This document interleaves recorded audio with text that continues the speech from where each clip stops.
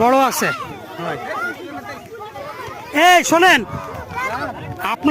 আপনাদের সন্তানরা এই যে পাড়ে আসতেছে, যদি বাইচান্স একটা হোঁচট খেয়ে পড়ে যায়, এই যে ছেলেপেলে গুলো যদি বাইচান্স একটা হোঁচট খেয়ে পড়ে যায়,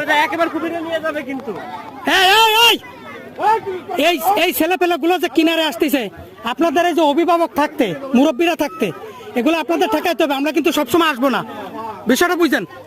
আমরা কিন্তু সবসময় আসবো না, আপনাদের সন্তানদেরকে আপনাদের রক্ষা করতে হবে। একদম বাইশ